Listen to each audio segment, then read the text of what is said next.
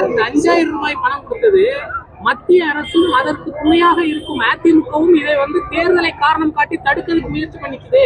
1000 ரூபாய் பணம் கொடுக்கறத அதனாலதான் முன்கூட்டியே 5000 ரூபாயாக மகளிர் உரிமை தொகையை வழங்கி இருக்கிறோம் சொல்லி இன்னைக்கு காலையில முதல்வர் தெரிவிச்சிருக்காரு. அவர் ஒரு தமிழகத்தினுடைய முதல்வர் சட்டம் இயற்றி திட்டத்தை சட்டமாக இயற்றி அந்த சட்டத்தை நிறைவேற்றி அந்த திட்டத்தை அமல்படுத்தக்கூடிய இடத்தில் இருக்கின்றவர். அவர்தான் இந்த 1000 ரூபாயை மாதம் மாதம் கொடுக்கிறோம் என்று 21 வாக்குறுதி கொடுத்தவர். 36 மாதம் கொடுக்காமல் 36 மாதம் கழித்து தேர்தலுக்காக வாக்கு வங்கிக்காக அந்த திட்டத்தை நடைமுறைப்படுத்தியிருக்கிறார்.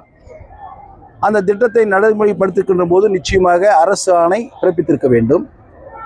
அந்த அரசு ஆணை நடைமுறையில் இருப்பது என்பது அனைவருக்கும் தெரிந்த ஒன்று. அது முதலமைச்சருக்கும் தெரியும்.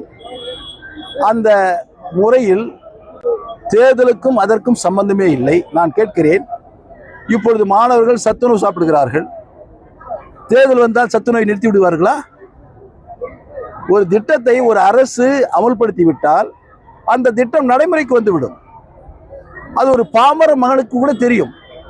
ஆனால் அந்த திட்டத்தை கொண்டு வரக்கூடிய ஒரு முதலமைச்சரே இப்படி ஒரு தவறான தகவலை, ஒரு பொய்யான தகவலை மக்களிடத்தில் சொல்லுகிறார் என்று சொன்னால் இவர் எவ்வளவு அந்த அளவிற்கு மக்களை ஏமாற்றக்கூடிய ஒரு முதலமைச்சராக இருக்கிறார். இந்த 5000 போடுவது என்பது அவர் தன்னை காப்பாற்றிக் கொள்வதற்காக, விமர்சனங்களிலிருந்து தன்னை பாதுகாத்துக் கொள்வதற்காக இது போன்ற ஒரு தவறான கருத்தை சொல்லுகிறார்.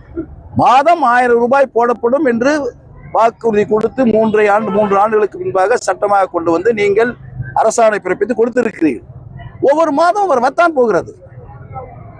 அரசு நிதி இருந்தால் அந்த பணத்தை போட போகிறீர்கள்.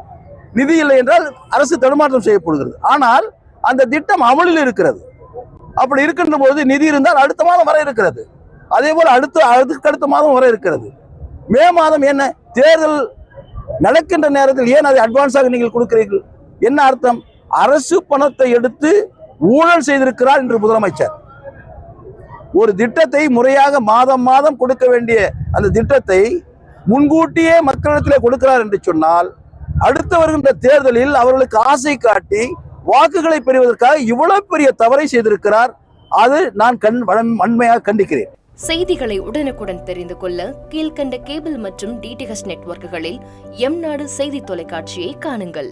பாதகம் செய்பவரை கண்டால் நாம் பயம் கொள்ளலாகாது பாப்பா. மோதி மிதித்து விடு பாப்பா, அவர் முகத்தில் உமிழ்ந்து விடு பாப்பா. அண்மை செய்திகளை உடனுக்குடன் தெரிந்து கொள்ள இணைந்திருங்கள் எம்நாடு தொலைக்காட்சியுடன்.